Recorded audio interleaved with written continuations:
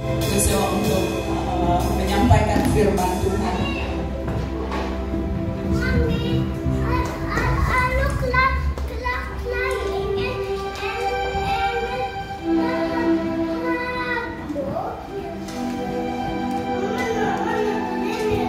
Haleluya. Mari kita berikan sorak-sorai untuk Tuhan kita.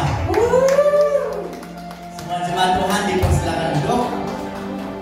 Dan mari kita katakan kiri dan kanan teman-teman ataupun dari keluarga kita, selamat hari Natal dan Tuhan Yesus memberkati. Mari kita katakan kiri dan kanan kita semua. Haleluya. Selamat hari Natal para tua, para pemimpin gereja. Selamat hari Natal deacon-deaconess dan semua jemaat Tuhan yang hadir pada pagi hari ini. Pasti dan tentunya kita semua adalah anak-anak Tuhan yang telah dipimpin oleh Allah sehingga kita dapat hadir bersama dalam pertemuan ibadah kita pada pagi hari ini. Amin. Semuanya oleh karena Tuhan, untuk Tuhan, dan demi kemuliaan bagi nama Tuhan. Haleluya. Jemaat yang diberkati, dikasihi dan disayangi oleh Tuhan kita Yesus Kristus, sempurna Natal yang kita raihkan bermula pada hari ini, di mana hari ini adalah merupakan sesi pertama ibadah kita seperti yang sudah dikongsikan, jadwal pelayanan yang sudah dikongsikan bersama di dalam grup WhatsApp gereja, di mana hari ini adalah merupakan hari pertama, sesi pertama yang dikendalikan oleh pelayanan pemuda-pemudi. Mari kita beri tepukan untuk pelayanan yang sudah melayani kita sebentar tadi. Haleluya. Haleluya. Dan pada malam nanti kita akan dilayani pula oleh pelayanan wanita, dan seterusnya esok pagi dikendalikan oleh pelayanan wira, dan Natal, malam Natal 25 yang akan dikendalikan oleh pelayanan PKK gereja kita sendiri. Dan untuk itu jemaat Tuhan, sebelum kita mendengarkan firman Tuhan, mari sekali lagi saya ajak kita untuk berdoa. Dan saya akan berdoa dengan suara yang kedengaran untuk kita. Mari kita tunduk kepala dan berdoa. Tuhan Allah Bapa kami di dalam kerajaan di surga, terpuji, termulia, teragunglah nama-Mu ya Tuhan kami Yesus Kristus. Di mana pada pagi hari ini Tuhan, kami bersyukur bukan saja sebagai ibadah raya Ahad pada hari ini, tetapi hari ini juga merupakan suatu hari yang istimewa bagi setiap anak-anak Tuhan, di mana pastinya semua anak-anak Tuhan ataupun gereja sedang melangsungkan ibadah Natal pada hari ini dan seterusnya pada besok.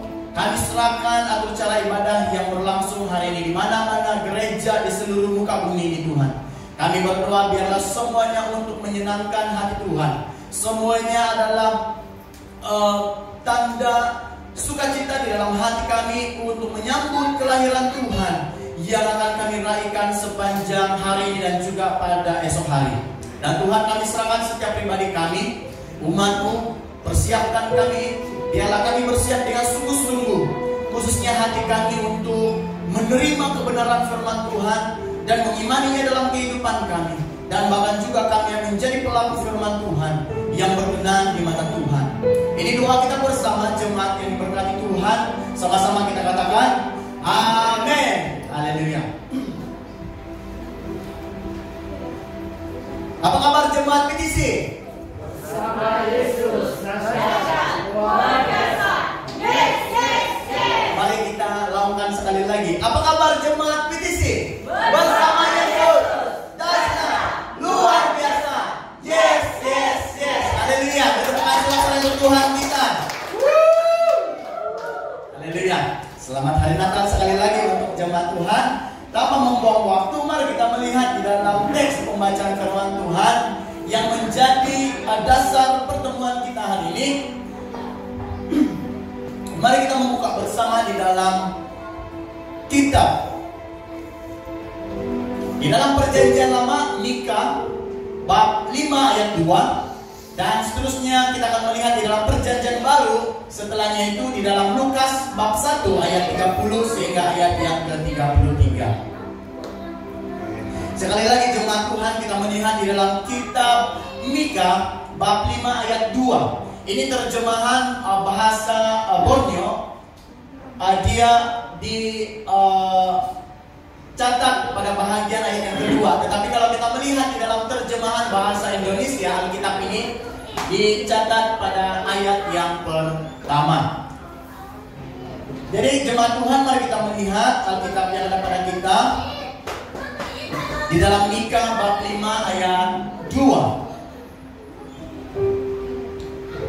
Jemaat Tuhan sudah mendapatkan ayat ini, katakan amin. Amin. Amin. Mari kita membaca, dan saya akan membaca dengan suara yang kedengaran untuk kita. Mika bab 5 ayat 2. Firman Tuhan berkata demikian, tetapi engkau, wahai Bethlehem Efrata, yang teramat kecil untuk berada di antara kaum-kaum Yehuda, daripada kamu akan muncul bagiku seorang yang akan menjadi pemerintah di Israel. Asal usulnya sejak zaman dahulu, sejak purbakala lagi. Ini adalah nubuat yang dikatakan oleh Nabi Mika pada kitab Mika bab 5 ayat 2. Seterusnya kita akan melihat di mana firman Tuhan yang telah dinubuatkan dahulu telah digenapi di dalam perjanjian baru, yaitu Injil Lukas ayat 1 dimulai ayat 30 hingga ayat yang ke-33. Saya membacakan ayat ini untuk kita. Seterusnya malaikat itu berkata kepadanya, janganlah takut hai Maria, karena engkau telah diredai Allah. 31. Engkau akan hamil dan melahirkan seorang anak laki-laki. Engkau hendaklah menamainya Yesus. Dia akan menjadi mulia, dan dia akan digelar anak Allah yang maha tinggi. Tuhan Allah akan mengaruniakan takhta Daud nenek moyangnya itu kepadanya. 33 akhir. Dia akan merajai keturunan Yakub selama-lamanya, dan kerajaannya berkekalan. Amin. Jemaat Tuhan yang diberkati, dikasihi oleh Tuhan, kita sempena Natal di tahun ini ataupun sesi ibadah kita yang pertama ini, melalui kedua kutipan firman Tuhan yang sudah kita baca di dalam perjanjian lama, kitab Mika, dan juga di dalam perjanjian baru Injil Lukas ini, saya membawa satu tema yang sederhana untuk kita pelajari bersama pada siang hari ini, yaitu tema hari ini adalah Natal adalah misi Allah bagi manusia. Sekali lagi, Natal adalah misi Allah bagi manusia. Mari kita baca bersama-sama tema Natal ini. 1, 2, 3. Natal adalah misi Allah bagi manusia. Saudara-saudari jemaat yang diberkati oleh Tuhan, ini adalah tema yang saya bawakan khusus untuk kita dalam sesi yang pertama ini. Dan pada sesi kedua dan sehingga pada sesi yang ketiga, kita akan lebih banyak mendengar kupasan firman Tuhan yang akan disampaikan oleh beberapa hamba ataupun pelayan pemimpin gereja yang akan disampaikan bagi kita. Jadi hari ini kita akan belajar satu tema, yaitu Natal adalah misi Allah bagi manusia. Mari kita melihat sedikit daripada pendahuluan firman Tuhan ini. Saudara, setelah manusia pertama Adam dan Hawa itu jatuh di dalam dosa, Allah tidak pernah membiarkan kita semua ataupun manusia ciptaannya terus binasa. Nah, mulai dari itulah Allah memulai misi penyelamatan tersebut melalui kelahiran sang pemimpin Israel yang memperdamaikan hati Allah dengan manusia. Justru itu, Allah menyampaikan misi penyelamatan ini melalui nubuat seorang nabi yang dipilih khas Allah untuk menyampaikan misinya bagi manusia ataupun bagi bangsa Israel pada waktu ini, yaitu Nabi Mika. Inilah teks ataupun firman Tuhan yang kita baca sebentar tadi di dalam kitab Mika. Nabi Mika, saudara, merupakan seorang nabi yang hidup sezaman Maria. Mereka adalah rekan-rekan sepelayanan pada waktu dahulu.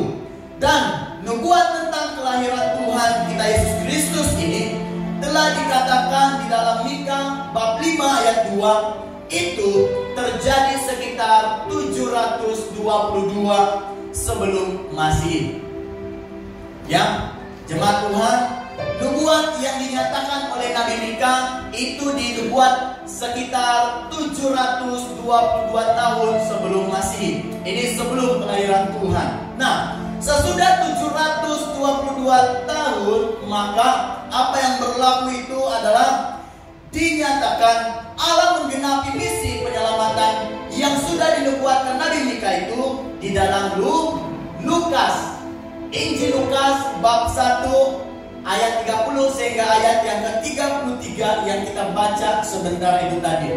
Di mana itulah yang disampaikan malaikat Gabriel kepada Maria pada waktu malaikat bertemu dengan Maria, di mana Maria dikatakan akan mengandung dan melahirkan seorang anak lelaki, dan engkau harus menamai dia Yesus, kata malaikat kepada Maria.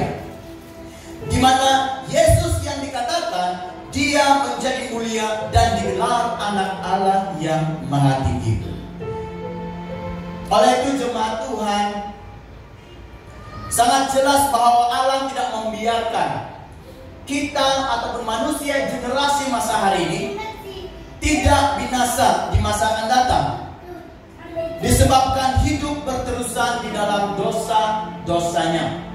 Karena itulah jemaat Tuhan, Allah menyatakan misi penyelamatan itu bagi kita melalui kelahiran anaknya, yaitu Yesus Tuhan kita.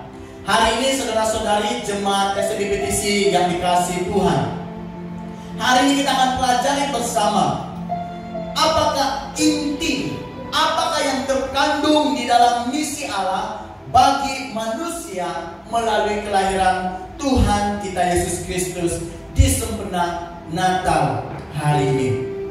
Untuk itu jemaat Tuhan, inilah yang ingin dan mau saya sampaikan kepada kita, khusus dalam ibadah kita pada siang hari ini, di mana kita akan melihat apakah inti yang terkandung di dalam misi Allah bagi manusia, termasuk Anda, saya, dan semua kita yang ada di dalam muka bumi ini. Katakan kiri dan kanan Anda, Tuhan punya misi untuk kita.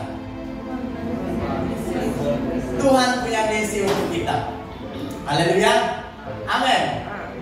Saya pikir kalau Tuhan tidak punya misi, sampai hari ini manusia itu tidak akan selamat. Betul?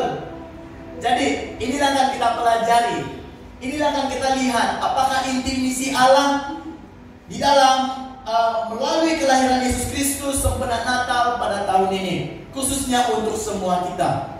Jadi hari ini jemaat Tuhan, antara inti yang akan kita lihat, yang pertama itu adalah Allah sangat mengasihi umat manusia. Inilah misi Allah. Saya pikir mengapa saya letakkan mengasihi di bahagian poin yang pertama, karena dengan mengasihi inilah Allah sanggup melakukan banyak hal bagi manusia di muka bumi ini. Amin. Saya pikir sama juga seperti kita hari ini. Kalau kita tidak mengasihi keluarga kita, tidak mungkin kita ada bersama dengan keluarga kita. Betul? Tidak mungkin kita merayakan Natal bersama keluarga kita. Kalaupun tidak bersama secara fisikal, tetapi paling tidak kita dapat mengucapkan selamat hari Natal itu bersama keluarga dan orang yang mengenali kita, kan? Jadi untuk itu saudara-saudara yang diberkati Tuhan, misi Allah melalui kelahiran Yesus Kristus sempena Natal hari ini adalah Allah mengasihi manusia. Bila merenungkan poin yang pertama ini, saya sangat kagum, saya merasa sangat terpegun, saya merasa sangat terpuja, saya merasa sangat excited mendengar bahwa Allah itu sangat mengasihi saya. Sama juga Allah sangat mengasihi saudara-saudari pada hari ini. Amin. Pasti kita sangat teruja hari ini. Nah, untuk itu, apa itu artinya kasih? Kasih saudara adalah penuh perasaan kasih untuk mengasihi dan sanggup berkorban. Bagian ini bukan hanya dikatakan Allah itu mengasihi, tetapi Allah itu adalah Allah kasih agape. Maksud kasih Allah agape adalah Allah sanggup melakukan banyak perkara yang luar biasa, tidak pernah dilakukan dunia untuk menyelamatkan kita semua. Inilah puncak utama Allah sanggup turun ke dalam dunia yang penuh dengan belenggu dosa. Saudara-saudara yang diberkati Tuhan, mengapakah misi Allah sempena Natal ini mengasihi manusia? Mengapa Allah mengasihi manusia? Tersangat mengasihi kita, sungguh-sungguh mau menyelamatkan manusia. Apa yang ada pada kita sebenarnya? Sampai sanggup Allah memberikan Yesus, diri dia sendiri, wujud dalam rupa manusia sejati yaitu Yesus, untuk menyelamatkan kita. Ini yang akan kita lihat. Dijelaskan saudara, mengapa Allah sanggup turun ke dunia? Karena manusia sangat berharga dan mulia di mata Allah. Katakan kiri dan kanan Anda, kita mulia dan berharga di mata Tuhan. Mari, jangan malu-malu. Jangan hanya untuk kita saja. Mari kita fungsikan kepada dunia. Benar saudara, Allah mengatakan kita semua berharga dan mulia di mata Tuhan. Sebab itulah Tuhan sungguh-sungguh mengaruniakan Yesus datang ke dunia. Karena di dalam Kejadian pasal 1 ayat 26 sampai ayat yang ke-28, Allah menciptakan manusia serupa segambar dengan Dia. Nah, inilah poinnya. Mengapa Allah terlalu mengasihi kita hari ini? Karena setiap manusia yang digelar sebagai manusia itu, dia adalah serupa dan segambar dengan Allah. Kalau kita membaca Kejadian pasal 1, tidak dikatakan binatang yang merayap di muka bumi itu serupa dan segambar dengan Allah. Tetapi dikatakan adalah Adam dan Hawa diciptakan serupa dengan pribadinya sendiri. Sebab itulah hari ini kita akan lihat mengapa Yesus mengasihi dunia, mengapa Allah mengasihi umat manusia. Ini sebabnya di dalam Kejadian pasal 1 ayat 26 sampai 28, kita semua diciptakan serupa dan segambar dengan Tuhan. Sebab itu hari ini jangan pernah sia-siakan hidup kita.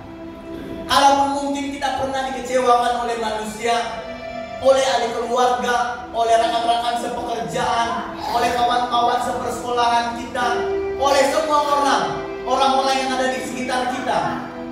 Jangan pernah putus asa. Karena apa?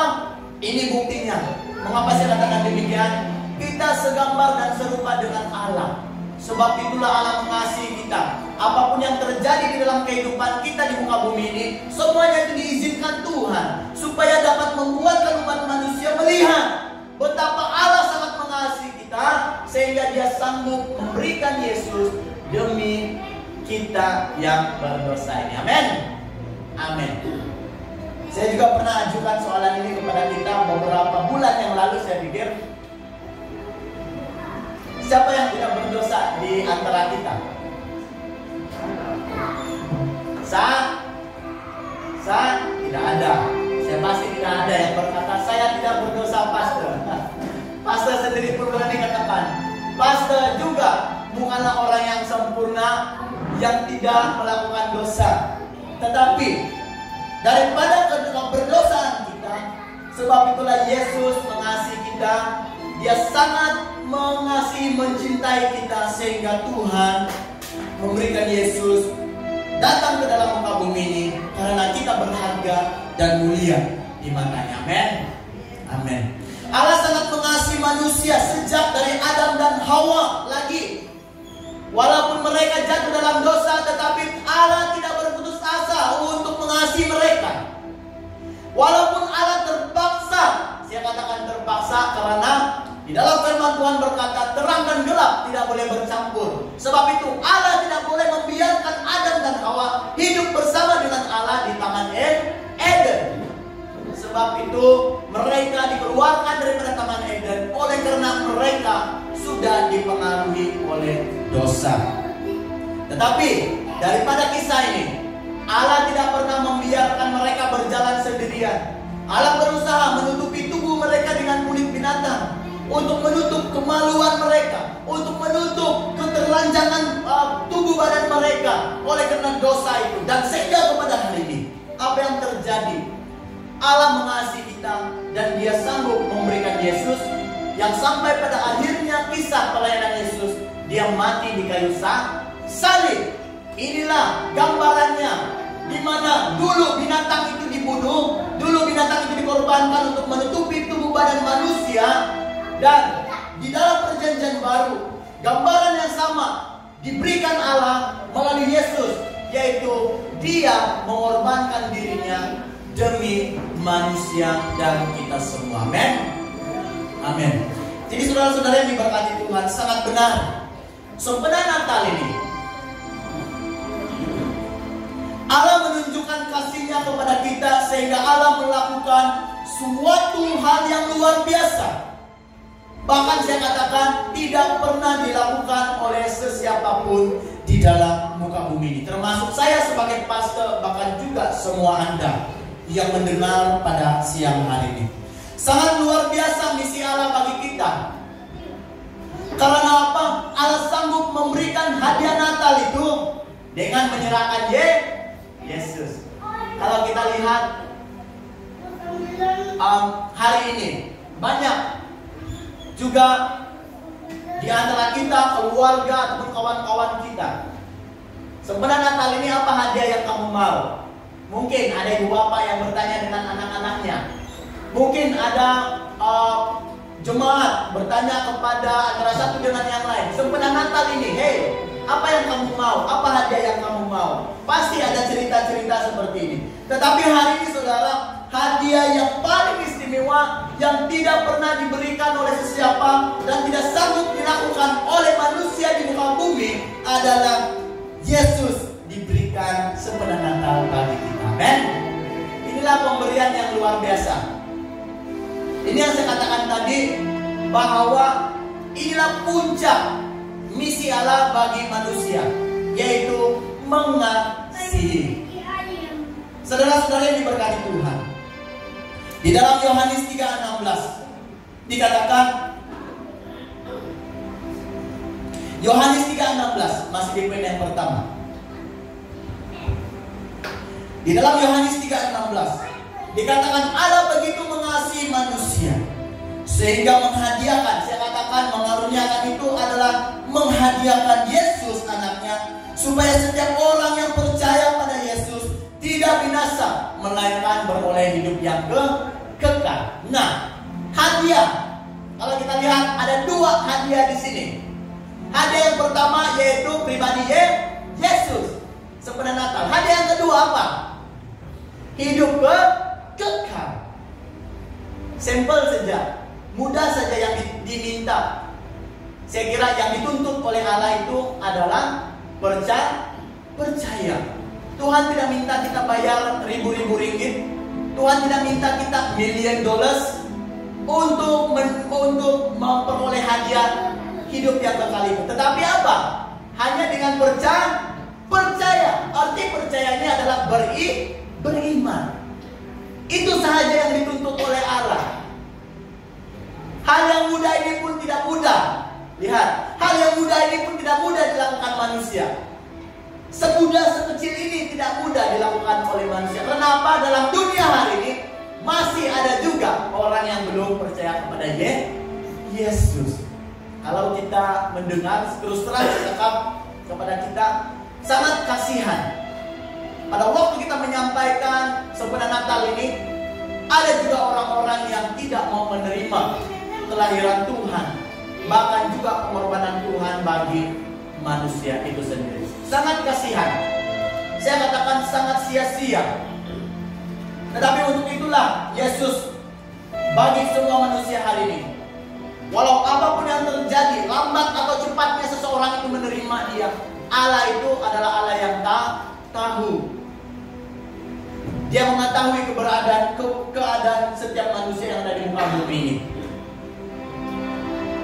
Tetapi yang menjadi satu tanggung jawab kita bersama adalah mengongsikan Natal bagi dunia. Saudara-saudara yang diberkati Tuhan, inilah tandanya kasih Allah itu adalah kasih agape. Dikatakan Allah memberikan dirinya sendiri melalui Yesus demi menunjukkan atau membuktikan kasihnya bagi semua orang tanpa mengira agama, bangsa ataupun latar belakang setiap kita. Saya juga katakan latar belakang saya secara pribadi adalah orang yang pendosa. Kita juga sudah mendengar. Sebab itu saya katakan Allah itu mengasihi tanpa melihat latar belakang.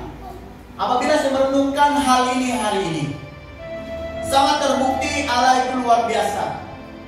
Walaupun saya pernah hidup di dalam keberdosaan, hidup di dalam pesta pora, hidup di dalam kemabukan, hidup di dalam hal-hal duniawi yang boleh membawa seseorang binasa dengan perbuatannya. Tetapi dengan ini, dengan kasih Allah, Allah sanggup memberikan Yesus bagi semua orang yang berdosa, seperti saya dan semua manusia di dalam muka bumi. Untuk itulah saya katakan kepada kita hari ini, marilah kita renung-renungkan bersama. Apakah Allah tidak mengasihi Anda?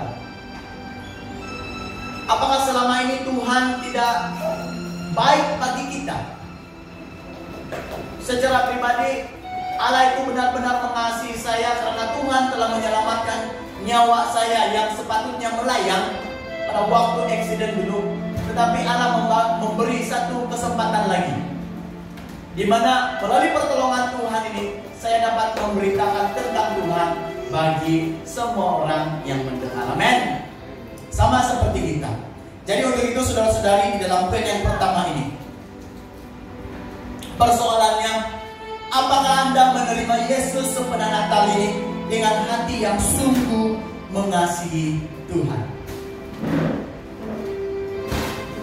Saya berharap semua kita dapat merenungkan soalan ini dalam hati kita. Setelah mendengar, setelah melihat, merenung kembali siapa diri kita di mata Tuhan, dan setelah kita melihat mengapa Tuhan sanggup memberikan Yesus, pasti hari ini kita dapat menerima kelahiran Tuhan ini dengan hati yang penuh syukur dan damai yang sejati. Amin.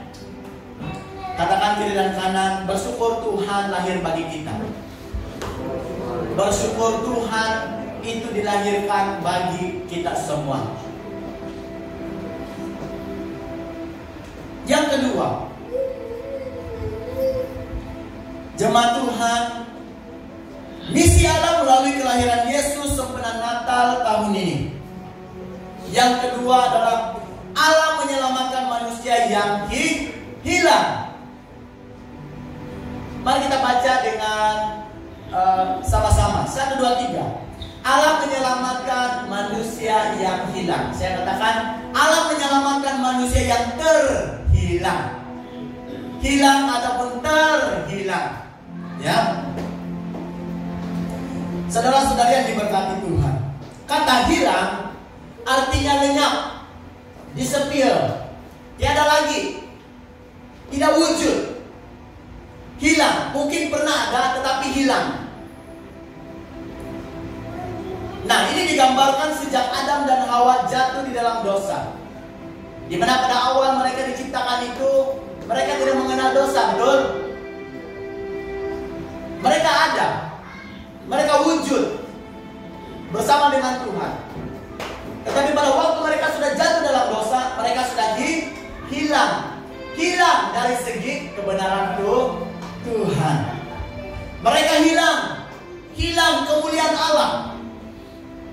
Nah, ketika kita berdosa, maka kita hilang. Kita dikategorikan sebagai orang yang hilang, tersesat, dan hidupnya dikuasai oleh iblis. Ini dijelaskan di dalam 1 Yohanes bab 3 ayat 8. Inilah kebenaran yang dikatakan Tuhan. Allah mau menyelamatkan manusia yang terhilang. Inilah misi Allah yang kedua. Karena apa? Pada waktu manusia itu hilang, dia digambarkan seseorang yang sudah sesat dan hidupnya dikuasai oleh iblis. Saudara, orang-orang yang melakukan kesalahan, orang-orang yang melakukan dosa, orang-orang yang melakukan sesuatu hal yang tidak berkenan di mata Tuhan, mereka adalah orang-orang yang sudah dikuasai oleh iblis. Saya melihat ayat ini di dalam 1 Yohanes 3 ayat 8. Betul.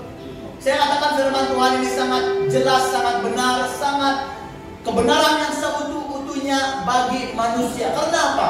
Saya gambarkan kehidupan saya lalu. Di dalam masa kegelapan saya katakan kegemilangan hidup di dalam duniawi. Di mana pada waktu hidup dalam kegelapan, hidup saya tidak dikuasai oleh kebenaran. Karena apa? Saya katakan Tuhan itu mengasihi, mengampuni. Walaupun saya berdosa malam hari ini, minum memabukkan, berpesta pora dengan kawan-kawan, besok Tuhan mengampuni saya. Apa saya mau takut? Kalau saya pikir apakah itu kebenaran Tuhan ataupun kebenaran iblis? Masing-masing kita nilai. Tetapi bagi saya secara pribadi yang pernah hidup dalam keadaan duniawi, saya katakan pada waktu saya melakukan hal dunia yang tidak berkenan di mata Tuhan, hidup saya dipengaruhi oleh roh jahat ataupun iblis. Sebab itu roh ini menutup hati kita untuk mengalami, mengetahui dengan benar kebenaran Allah bahwa perbuatan kita itu adalah salah. Ada lagi mungkin kita pernah berpikir, saya juga pernah berpikir minum sedikit-sedikit itu bagus, jangan mabuk saja. Mungkin tidak pernah dengar minum 1 gelas 2 gelas oke bang, tidak mabuk pun masih normal, masih waras, oke. Saya tidak katakan saya membenarkan Anda, tetapi bagi saya hari ini yang pernah hidup dalam suasana seperti ini, saya katakan lebih baik Anda tidak perlu minum. Karena apa? Sikit-sikit lama-lama jadi bukit. Segelas 2 gelas lama-lama jadi 1 gelen. Nah, kalau sudah 1 gelen itu apa yang terjadi? Jalan pun tidak lurus. Macam moyang pilamri. Pak, luruskan Pak, dia bilang. Tapi dia tidak merasa bahwa jalan itu ditampukan macam ular. Nah, semua pandai juga kan wayang-wayang dulu menggambarkan hidup seseorang yang tidak normal pada waktu hidupnya dikuasai oleh iblis. Sama seperti kebenaran firman Tuhan. Kalau saya mengenang kembali hidup yang dikuasai oleh iblis,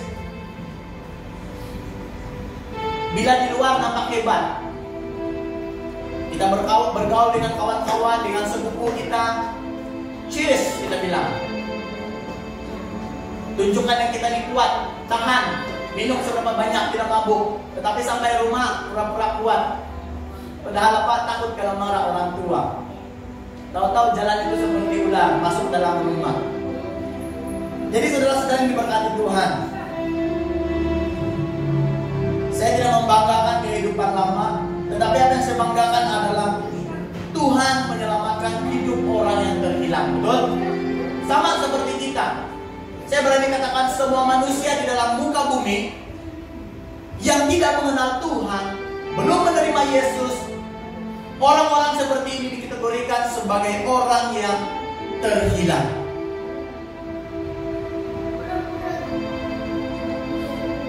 Benar saudara, ketika melakukan dosa, maka hidup kita dikuasai iblis. Di dalam 1 Yohanes 3:16 pasal 8, orang yang melakukan dosa berasal dari iblis, karena dari mulanya lagi iblis berbuat dosa. Ini kebenarannya. Hari ini saudara-saudari yang diberkati Tuhan, mari kita lihat bagaimana misi Allah menyelamatkan kita yang hilang dan berdosa ini. Ini yang mau kita renungkan bersama.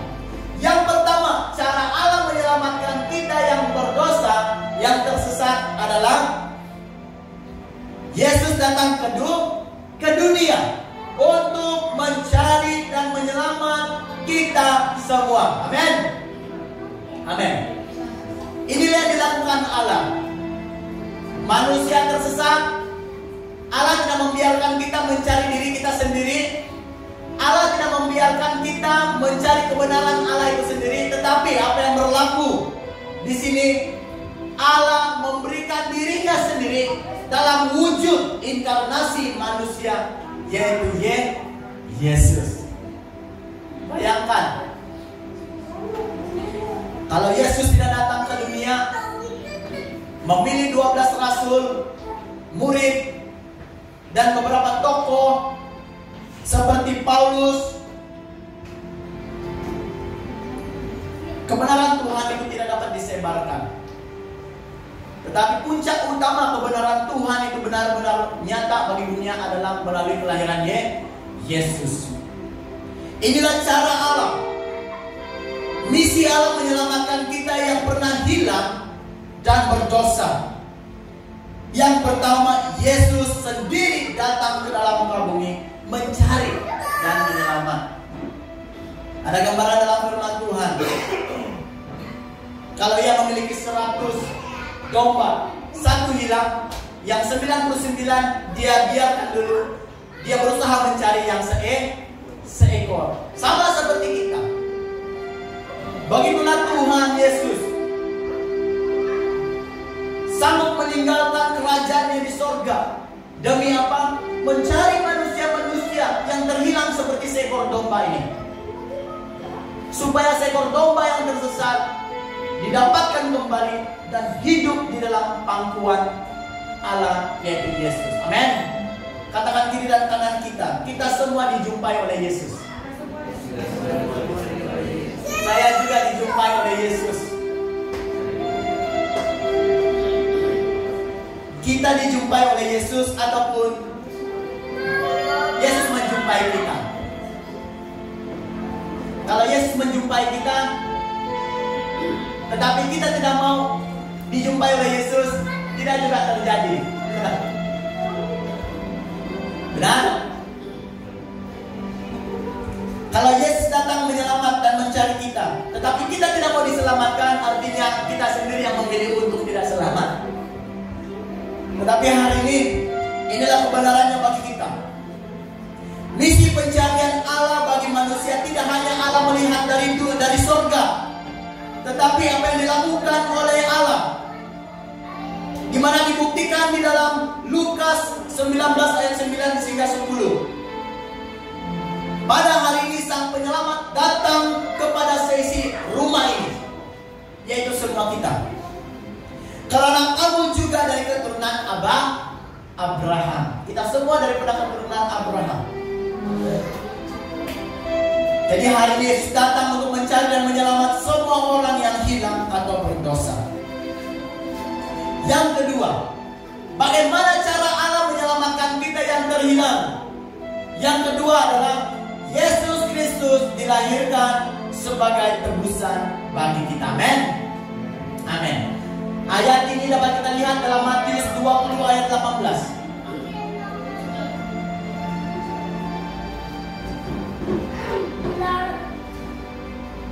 Allah memberikan Yesus, dan pada akhirnya Yesus pula menjadi korban.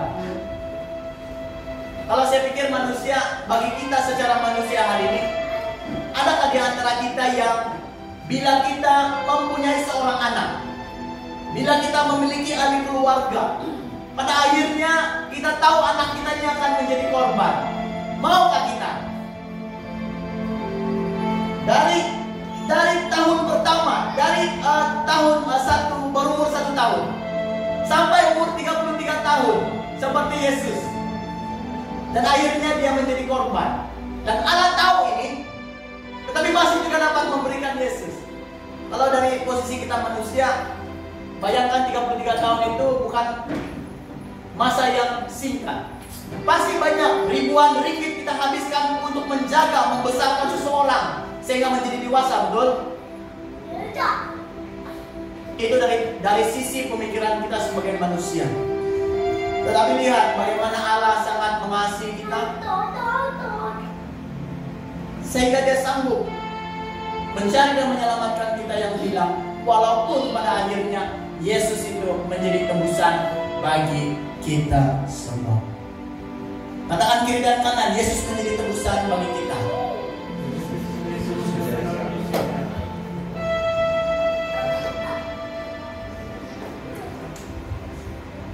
Tanpa suatu penebusan, manusia tidak lunas membayar hutang dosanya. Sebab itulah mengapa Yesus pada akhirnya menjadi tebusan bagi kita. Hanya dengan darah Yesus yang menjadi tuntutan perdamaian bagi kita dengan Allah.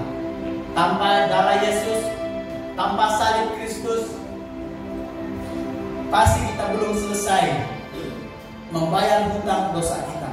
Sebab itulah dikatakan dengan pujian, bukan dengan barang yang fana kau membayar, menebus dosa, tetapi dengan darah, dengan Allah. Darah Allah yang kudus itulah yang menyucikan setiap dosa hidup kita. Nah, hal ini dibuktikan Yesus menjadi tebusan. Dikatakan dalam Matius 20 ayat 18, firman Tuhan berkata, di Yerusalem kelak Anak Manusia akan dikhianati dan diserahkan kepada ketua-ketua imam dan ahli-ahli Taurat. Lalu mereka menjatuhkan hukuman mati kepadanya.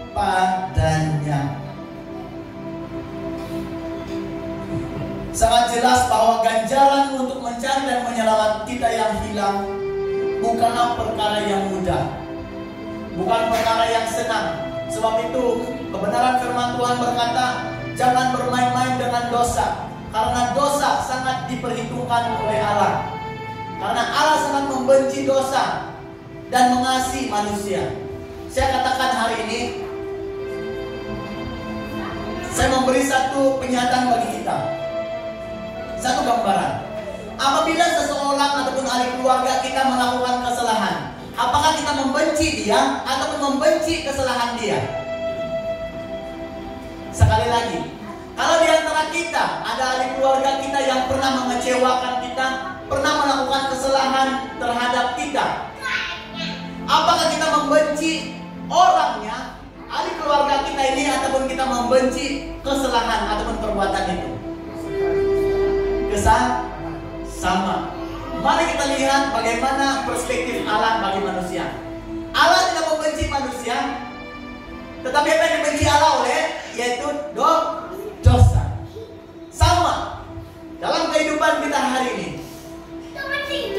keluarga kita, janganlah kita membenci orangnya, tetapi kita bencilah dosa atau kesalahan itu. Amin. Orangnya tetap orang yang merupakan keluarga, tetapi sama seperti inilah dilakukan Yesus. Yesus tidak membenci manusia, tetapi Yesus membenci dosa. Sebab itulah Allah sanggup memberikan Yesus mencari dan menyelamatkan kita melalui penebusannya sendiri. Nah, hari ini saudara-saudara yang diberkati Tuhan, persoalannya, selain Yesus menyerahkan nyawanya, apakah kita mau datang dan memberikan hidup kita supaya dikuasai Allah sepenuhnya? Jawaban ada bagi kita di dalam hati kita masing-masing. Tetapi saran saya melalui firman Tuhan ini, misi Allah melalui Natal adalah Allah mau menyelamatkan orang yang terhilang. Tetapi respon juga perlu ada.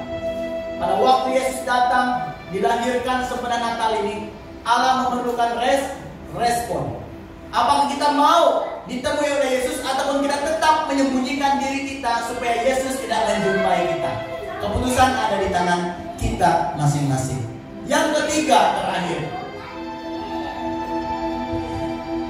Yang ketiga, misi Allah melalui Natal ataupun kelahiran Yesus Kristus sempena Natal hari ini, yang ketiga adalah Allah memberikan hidup kekal bagi manusia. Ini salah satu juga daripada misi Allah. Allah bukan hanya mengasihi, Allah bukan hanya datang mencari dan menyelamat, tetapi Allah pada akhirnya menginginkan supaya manusia itu beroleh hidup yang kekal. Untuk apa? Supaya dapat hidup bersama dengan Allah di surga. Amin. Katakan kiri dan kanan Anda, Allah memberikan hidup kekal bagi kita. Amin.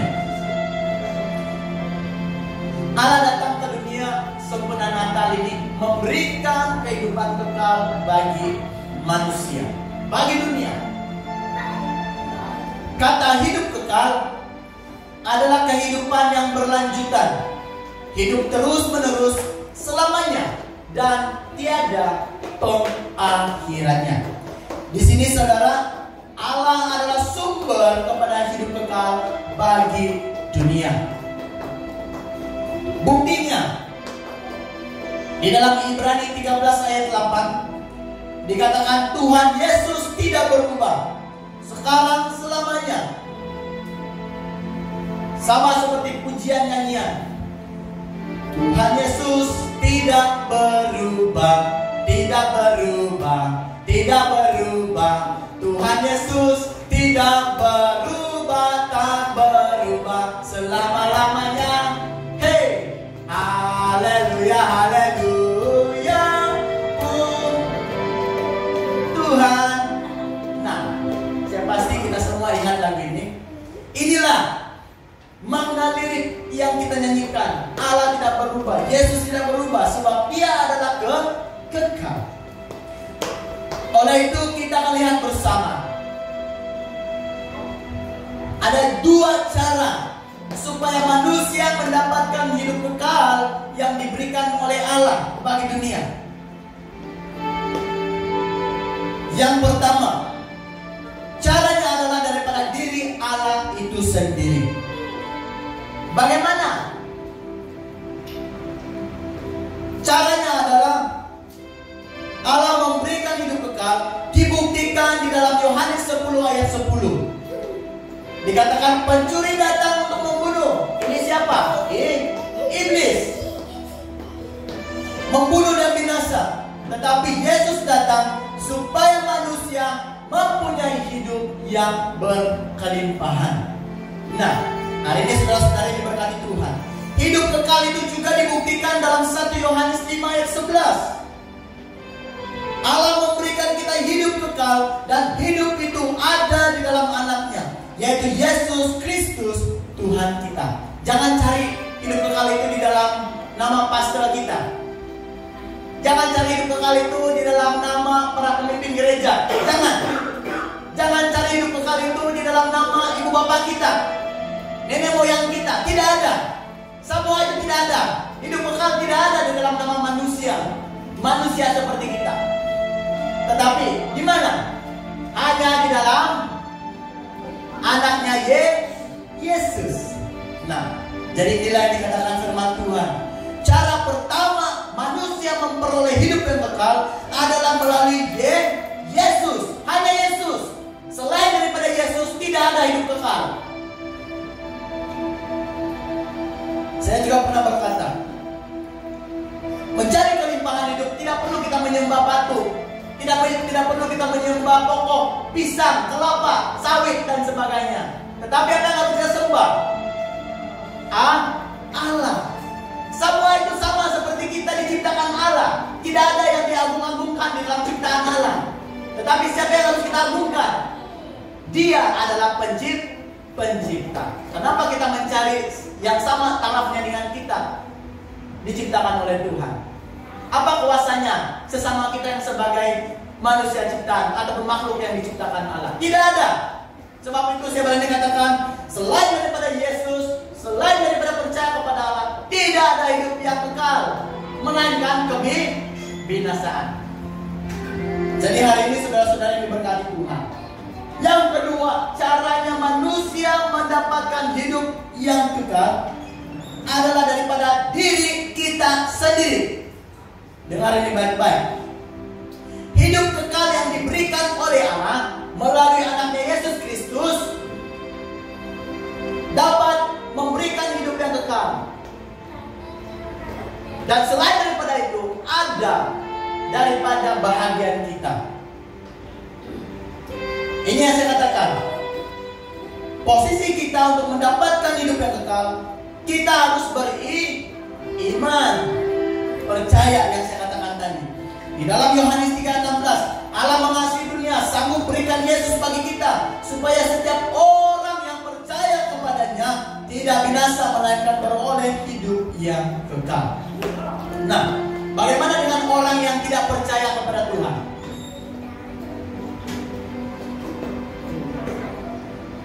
Pasti mendapat hidup kekal.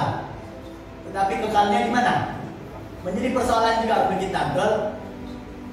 Di atas kan di dalam? Di bawah? Siapa yang mau di atas? Semua orang. Haleluya. Haleluya. Kalau boleh tanya kiri dan kanan, mau hidup di atas atau mau hidup di bawah?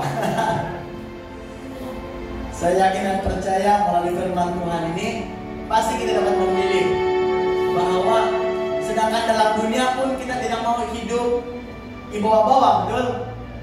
Apalagi dalam konsep surga dan neraka. Pasti kita semua mau memilih surga. Walaupun di antara kita belum melihat keadaan sepenuhnya apa yang terjadi di surga, tetapi inilah gambarannya bahwa kita akan hidup kekal, tidak akan pernah mati lagi. Wow, kalau ada yang risau umur dia sampai tidak 100 tahun, kalau pada waktu hidup di surga jangan risau. Saya tidak pasti berapa ratus tahun kita boleh hidup di sana, tetapi yang pasti adalah semua manusia yang percaya akan hidup kekal. Jadi memiliki hidup kekal bukan hanya dengan percaya saja. Nah, lihat ini. Kita memang beriman. Ya, beriman. Tetapi bukan beriman saja. Dikatakan kita harus berpegang teguh. Maksud berpegang teguh tidak pernah digoyahkan. Kalau kita sedikit-sedikit ada masalah, oh Tuhan, tidaklah Tuhan nih tengok saya. Sebab itulah saya ada masalah.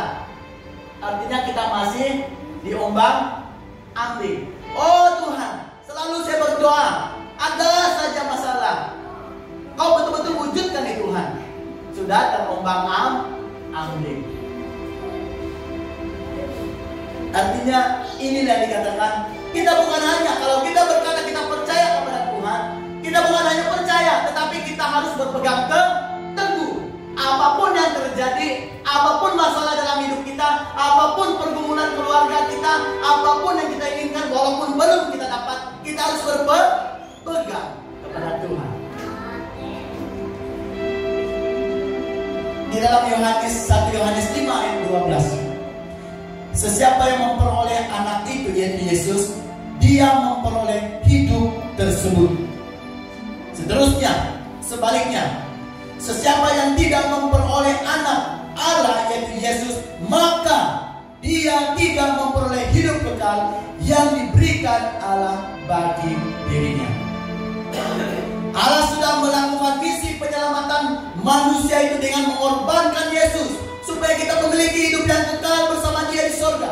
Tetapi sebaliknya, jika kita tetap tidak percaya dan berpegang teguh pada Kristus, maka sia-sialah hidup kita di bumi, bahkan di masa akan datang.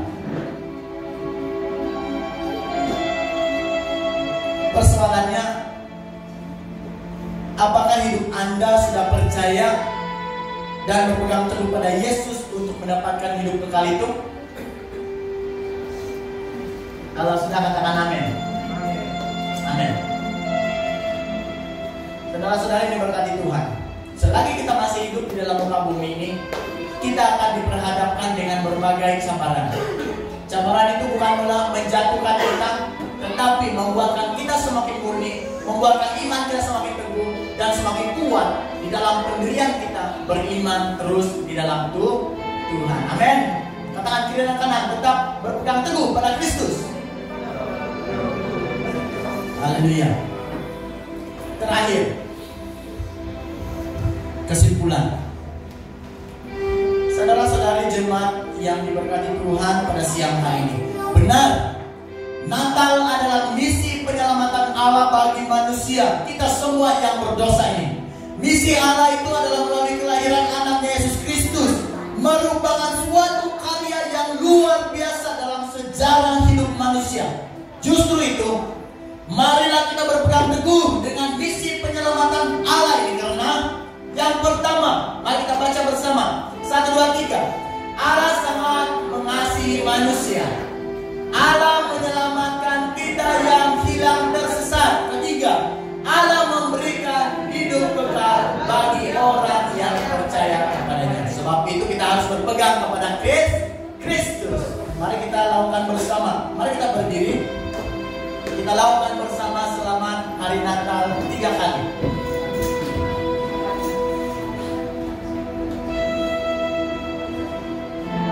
Dan seterusnya saya mengajak tim kita menyanyikan penyembahan yang terakhir, Yesus memberi terang yang baru. Mari kita maju ke depan, tim pelayanan.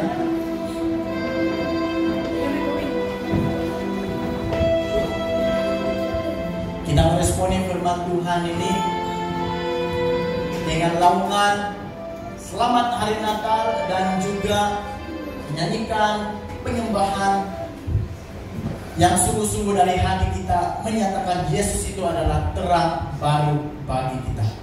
Mari kita lakukan selamat hari Natal 3 kali dengan penuh semangat, seolah-olah besok tidak ada hari lagi. Boleh? Amin. Amin. 1, 2, 3. Selamat hari Natal. Selamat hari Natal. Selamat hari Natal. Berikan tepukan untuk Tuhan kita. Ya. Mari kita nyanyikan Yesus lahir memberi terang.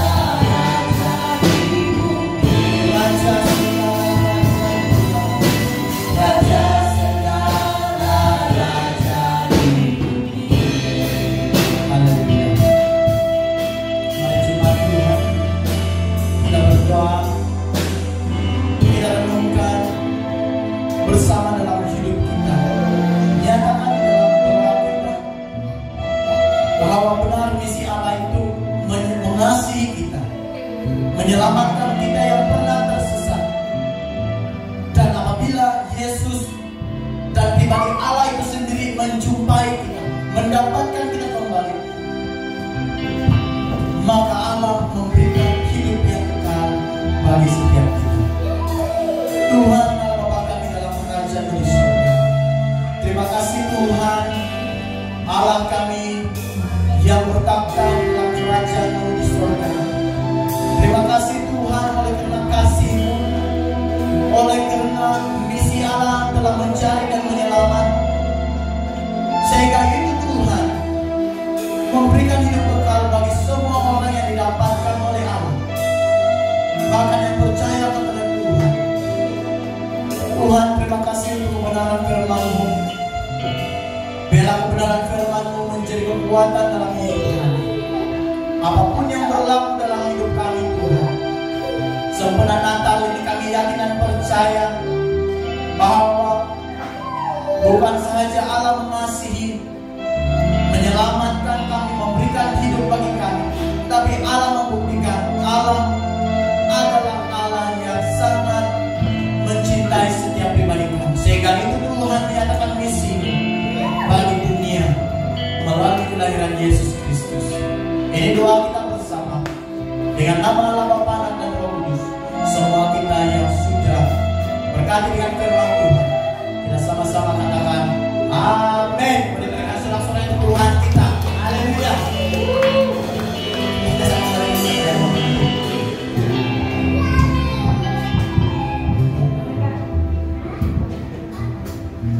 Oke, baiklah. Terima kasih pada Pastor yang telah menyampaikan firman Tuhan bagi kita. Seterusnya kita masuk di dalam ruang persembahan kita. Di sini saya menjemput Pendatua Jeffrey untuk membawa kita di